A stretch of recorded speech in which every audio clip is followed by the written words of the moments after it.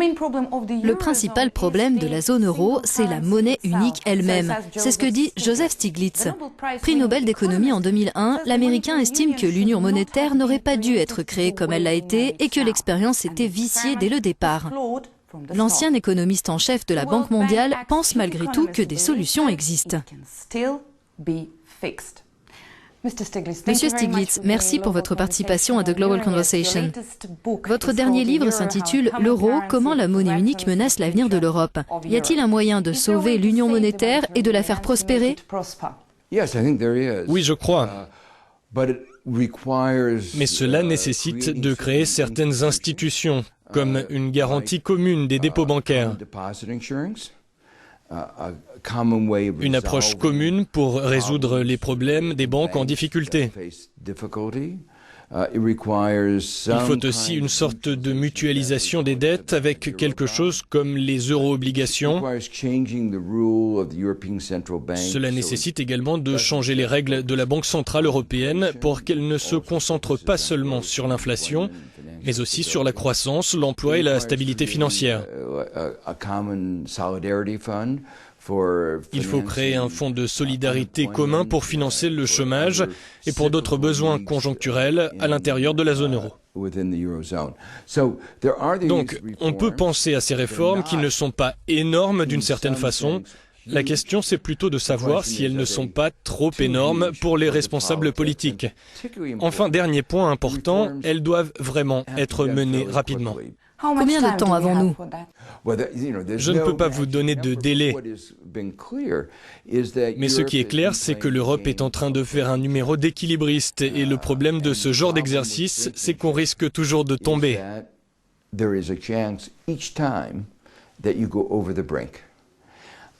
Il y a eu une crise en Grèce il y a un an, et la manière dont cette crise a été réglée a en réalité amené ce pays à poursuivre son déclin.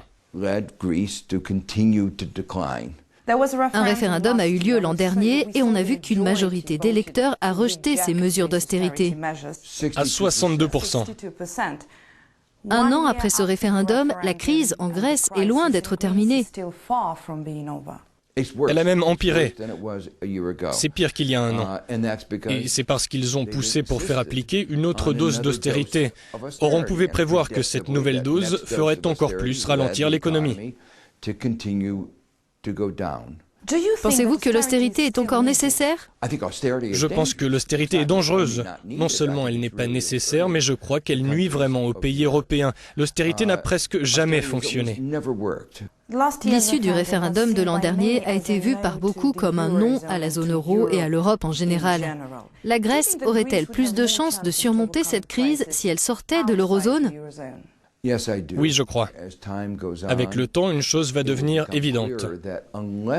À moins que l'Allemagne et la Troïka ne cèdent, à moins qu'il y ait une restructuration de la dette que même le FMI juge absolument nécessaire, à moins qu'il y ait des changements dans le cadre politique, la seule manière pour la Grèce d'aller de l'avant, ce sera, selon moi, de prendre un autre chemin. Vous avez dit être allé à Athènes pour rencontrer le gouvernement grec. J'aimerais savoir, quand vous étiez sur place l'an dernier pendant la crise, qu'est-ce qui vous a le plus frappé? Ce qui m'a le plus frappé, c'est qu'ils veuillent tellement conserver l'euro et tellement en finir avec l'austérité, et qu'ils ne soient pas capables de réaliser qu'ils ne pourraient pas avoir les deux. Un pays a récemment décidé de quitter l'Union européenne. D'après vous, la Grande-Bretagne, puisqu'il s'agit d'elle, a-t-elle plus de perspectives d'avenir en dehors de l'Union?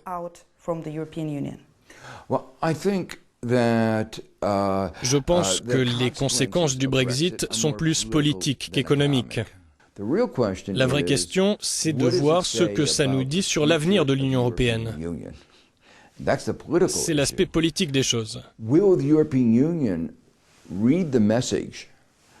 Est-ce que l'Union va recevoir le message et reconnaître qu'elle n'a pas réussi à convaincre les citoyens européens qu'elle apporte des avantages, que tout le monde en bénéficie et que cela mène à la prospérité?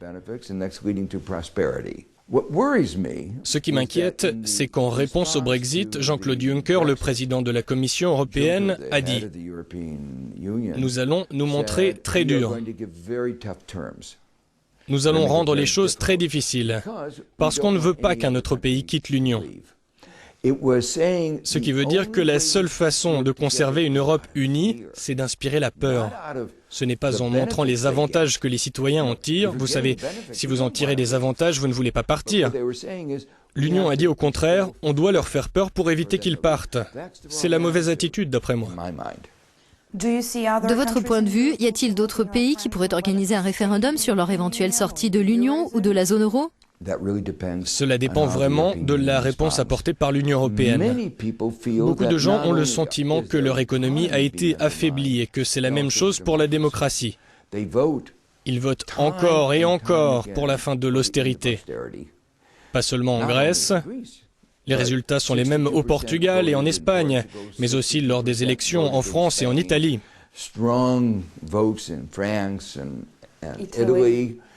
Et pourtant, on leur dit « Désolé, ces questions, qui sont les plus importantes de toutes, ne sont plus du ressort de votre démocratie. On les a transférées à Bruxelles, à Francfort, à Berlin. Vous avez abandonné votre souveraineté sur ce qui vous préoccupe le plus. »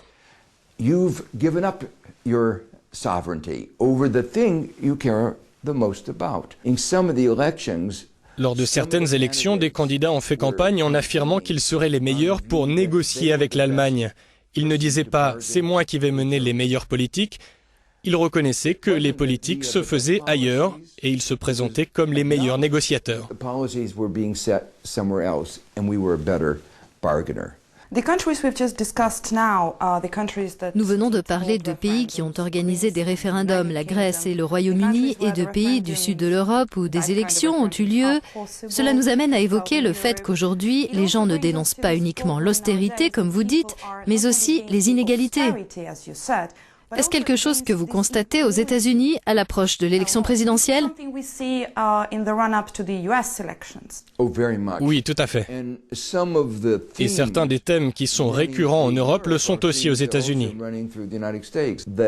Il y a tant de citoyens mécontents du fait que les politiques qui ont été menées, la libéralisation des marchés financiers, la mondialisation en général, et laisser de côté des pans entiers de notre population et du fait que nos dirigeants n'aient pas tenu leurs promesses.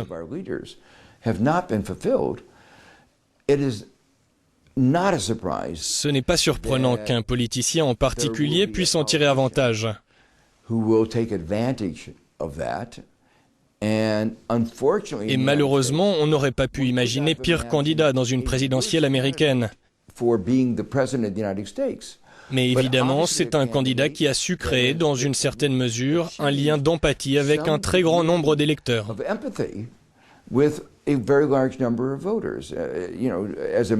En tant qu'Américains, nous avons très peur. Ça nous fait très peur. Mais cela doit aussi faire peur aux citoyens à travers le monde. L'Amérique joue un rôle spécifique dans l'économie et la sécurité mondiale. Et je me dis, comme beaucoup aux États-Unis, qu'un homme avec sa personnalité, aussi instable qu'elle semble être, puisse appuyer sur le bouton pour déclencher l'arme nucléaire, c'est quelque chose qui devrait gêner chacun d'entre nous. Thank you very much for this interview.